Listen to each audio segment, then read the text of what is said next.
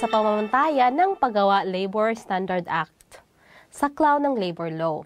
Sa oras na ito ay ipapaliwanag po natin ang saklaw ng batas paggawa or labor law o kung ano, kanino at saan ito naangkop. Ang Labor Standard Act ay may pagkakaiba sa saklaw ng aplikasyon depende sa dami ng mga manggagawa sa isang kumpanya. So sa mga kumpanyang may 5 o higit pang mga regular na manggagawa, buong batas ay ganap na ipinapatupad. Samantala, sa mga kumpanyang may mas mababa sa 5 manggagawa, ilan lamang ang provisyon ng batasang naangkop sa kanila. Tingnan natin ang mga detalyado at nakaayos na impormasyon sa pamamagitan ng isang talaan upang mas maunawaan ang pagkakaiba. Tingnan muna natin ang mga provision ng Labor Standard Act na naangkop sa 5 mga kumpanya na mahigit 5 o higit pang manggagawa. Article 50, nagtatakda ng standard working hours na 8 oras kada araw at 40 hours kada linggo. So, Article 56, tungkol sa karagdagang bayad, premium pay, dito ay tinakda na kapag nagtatrabaho lampas sa standard hours, kailangan bayaran ng overtime pay.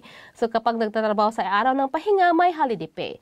At kung nagtatrabaho mula sa alas 10 ng gabi hanggang alas 6 ng umaga, dapat bayaran ng night differential. So, Article 55, Section 2, ang mga public holidays ay dapat bayad na araw ng pahinga.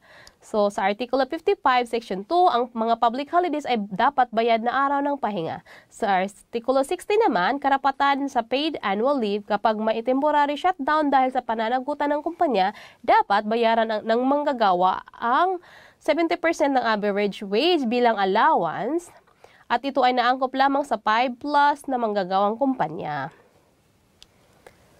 Sa mga kumpanyang may mas bababa sa 5, so, ang mga sumusunod ay hindi saklaw ng batas. So, walang limitasyon sa oras ng trabaho, walang karagdagang bayad para sa overtime, night shift at holiday work.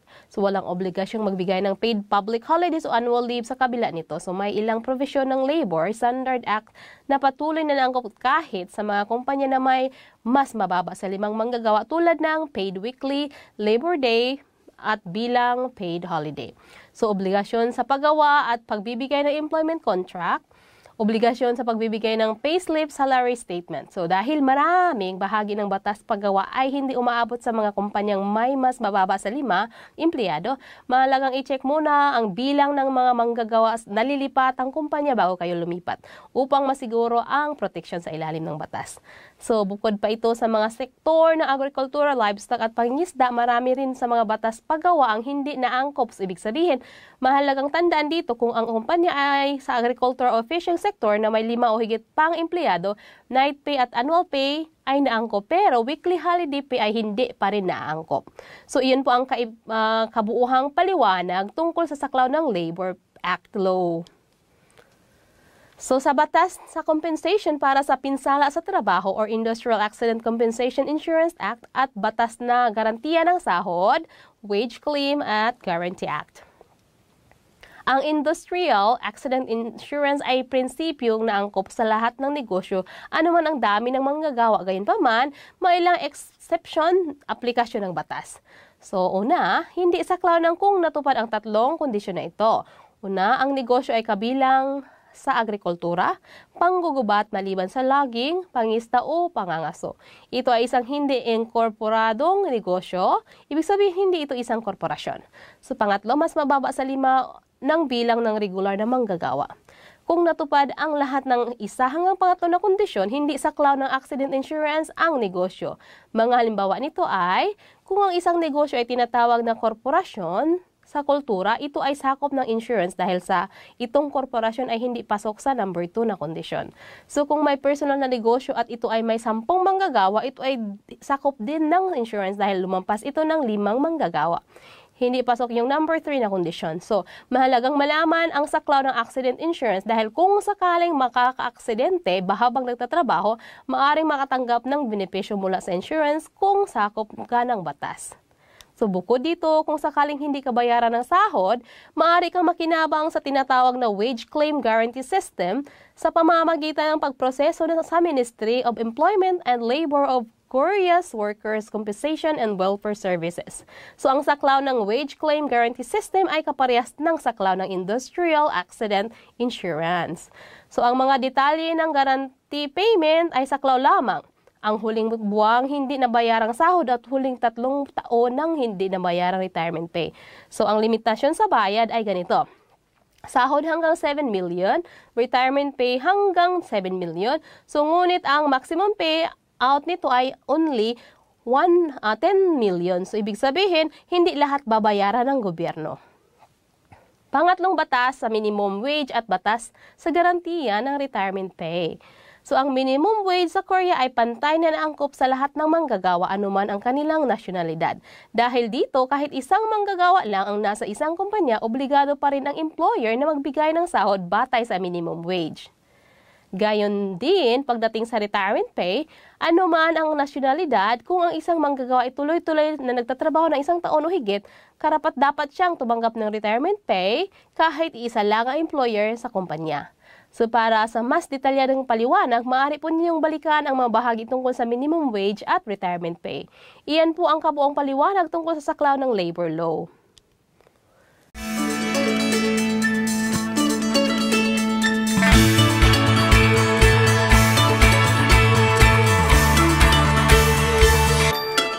Ang ikawalong bahagi, tirahan at pagkain. Sa pagkakataong ito, tatalakay natin ang tungkol sa tirahan or dormitory at pagkain para sa mga migranting manggagawa. Para sa mga manggagawang lumayo sa kanilang bansa upang magtrabaho sa Korea, ang pagkakaroon ng tirahan at pagkain ay pinakamahalaga. Bagamat karaniwan ay inaasahang sagutin ito ng employer bilang bahagi ng pagtanggap sa manggagawa.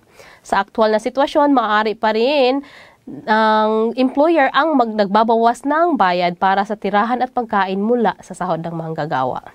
Tingnan natin ngayon kung paano ito itinakda sa batas. Pagbibigay ng impormasyon tungkol sa tirahan. So ayon sa batas, sa pagtanggap ng mga dayong manggagawa, Artikulo 22-2, Section 2, obligado ang employer na magbigay ng dormitory facility information sheet. Kung siya ay nagbibigay ng tirahan sa dayuhang manggagawa, ito ay dapat ipresenta sa oras ng pagpirma ng kontrata. Kung magkakaroon ng pagbabago sa dormitory, dapat ipaalam agad ito sa manggagawa. Mga pamantayan sa pasilidad ng dormitory. Ang employer ay may obligasyon na tiyakin na ang tirahan para sa migranting manggagawa ay ligtas at maayos alinsunod sa mga minimum standard na itinakda ng batas. Ayon sa regulasyon, narito ang mga pangunahing pamantayan. Ang dormitory ay dapat ilagay sa ligtas na lokasyon, malayo sa matinding ingay at pagyanig, at hindi dapat nasa lugar na may panganib ng landslide, snow at avalanche at iba pang likas na sakuna. So, dapat ihiwalay ang tirahan ng mga babae at lalaki at dapat ding paghiwalayin ang mga manggagawang may magkaibang oras ng trabaho or shift. Ang bawat tao ay dapat espasyong hindi bababa sa 2.5 square meter at ang bilang ng taong nakatira sa isang silid ay hindi dapat lalagpas ng 8 tao. Ang dormitory ay dapat may mga pangunahing pasilidad tulad ng banyo, lababo at pangunahing paliguan, heating at cooling system. At meron din dapat ventilasyon or natural man or mechanical. Mga pasilidad para sa fire prevention lock o pangsiguradong kaligtasan at privacy. Ang mga pamantayang ito ay tinakda upang matiyak ang kaligtasan, kalusugan at dignidad ng mga migranting manggagawa habang sila ay naninirahan sa Korea. Tingnan naman natin ngayon ang pamantayan sa pagbawas ng gasto sa tirahan at pagkain mula sa sahod. So ang Ministry of Employment and Labor ay naglabas ng mga patnubay na pinamagatang gabay sa pagbibigay ng impormasyon sa tirahan at pagkolekta ng gastos mula sa mga dayang manggagawa. So nagsasaad na maaaring bawasan sa sahod ang tirahan at pagkain, ngunit mahalagang tandaan na walang probisyon sa batas paggawa ng Korea tahasang nagsasabing maaaring kaltasan ang sahod para sa tirahan o pagkain. Ito ay panloob na patakaran lamang ng MOL. Kaya maraming bumapatikos na ito ay maaaring maabuso ng ilang employer ang kumita ng dagdag mula sa mga manggagawa. So gayon pa man, narito ang mga kondisyon kailangan sundin ng employer kung nais niyang kaltasan ang sahod para sa tirahan o pagkain. Dapat malinaw na nakasaad sa kontratang uri ng tirahan at pagkain na ibibigay. Halimbawa, libre, may bayad, may kasamang pagkain o wala at iba pa. So, dapat ding malinaw na nakasaad ang halaga ng babayaran ng manggagawa. Kung kumuha ng employer ng nakasulat na pahintulot mula sa manggagawa sa kanyang sariling wika, kung ang halagang kinaltas ng employer ay mas mataas kaysa sa nakasaad na kontrata, ito ay itinuturing na paglabag ng prinsipyo ng buong bayad at maaaring ikonsidering hindi pagbabayad ng tamang sahod. So kaya mahalaga para sa manggagawa na maingat na suriin ang kontrata lalo na sa bahagi tungkol sa tirahan at pagkain. At kung basta-basta pumirma, kung may hindi makataro ng kondisyon, bawal po yon. Dapat tingnan mabuti at huwag basta-basta pumirma. So kaya bilang isang manggagawa, mahalagang maingat at suriin ang kontrata sa trabaho. Kung libre ba ang tirahan at pagkain at kung may kaltas gaano kalaki ang ibabawas, ganun. At kapag gumawa o pumirma ng kontrata o kasulatan sa pahintulot, huwag basta-basta pumirma. Kung may bahagi na hindi na makatarungan o labis ang singil, mainam na ipahayag ito sa employer at muling humiling ng pagbabago bago pumirma. Ayon sa Ministry of Employment and Labor, simula noong November 27, 2023 ay ipinatupad ang mga bagay o guidelines sa bawat lokal na tanggapan tungkol sa mga limitasyon sa mga pwedeng kaltasin. So ang kaso ng Butuan Branch Office, ipinaliwanag nila kung ang employer ay nagbigay ng tirahan sa isang hiwalay na gusali bilang dormitory, maaring kaltasin hanggang 312,400 won bawat buwan. Kung ang tirahan ay nasa loob ng compound ng kumpanya o pansamantalang tirahan lamang, ang pinakamataas na maaaring kaltasin ay 166,600 won bawat buwan lang. Kung naibigay naman ng pagkain ang employer, ang pinakamataas na halaga na maaaring ipabayad sa manggagawa ay 5,000 won lang bawat isang pagkain at hindi dapat lumagpas sa 450,000 won kada buwan ang kabuuang kaltas para sa pagkain. Kapag may paglabag sa batas tungkol sa dormitoryo, kung ang employer ay lumabag sa mga batas kaugnay ng dormitoryo, ang may granting manggagawa ay may karapatang humiling ng pagwawasto or correction sa pamamagitan ng local employment center at depende sa sitwasyon, maaaring pahintulutan ang paglilipat ng trabaho. Ayon sa batas, ang sumusunod na sitwasyon ay itinuturing na paglipat ng trabaho na hindi kasalanan ng manggagawa. So kapag ang employer ay nagbibigay ng dormitoryong hindi tumutupad sa legal na pamantayan at nakatanggap na ng utos mula sa employment center para ayusin ito, ngunit hindi ito ginawa sa loob ng takdang panahon ng walang sapat na dahilan. Kapag hindi binigay ng employer ang official na dormitory information sheet, kung ang aktual na tirahan ay iba, sa itinahala sa kontrata at sa kabila ng utos mula sa employment center, hindi ito itinama sa loob ng takdang panahon. Sa mga sitwasyong ito, ang una at pangalawa, kung isinunod ng employer ang utos at itinama ang problema, hindi maaring gamitin ito bilang dahilan para lumipat ng trabaho. So, ngunit sa ikatlong kaso, kung ang employer ay naibigay ng tirahan, tulad ng venal house or illegal na pamantayan or pansamantalang gusali, ay maaring lumipat ng trabaho kahit walang utos o proseso mula sa employment center. So maraming may granting manggagawa ang naghihirap sa masasamang kondisyon ng tirahan. So ang may mga kaso na nauwi pa sa pagkakamatay. So kaya mahigpit na pinayagan or pinanawagan ng mga gobyerno tiyakin ang ligtas at maayos na dormitoryo upang makauwi ng ligtas ang mga manggagawa sa kanilang pamilya. So at para sa mga may granting manggagawa, kung tumanggap kayo ng tirahan na lumalabag sa batas, huwag mag-atubiling bumisita sa employment center o humingi ng tulong sa mga labor counseling. Ito po ang pagkakatapos ng bahagi ng tungkol sa tirahan at pagkain. Maraming salamat po.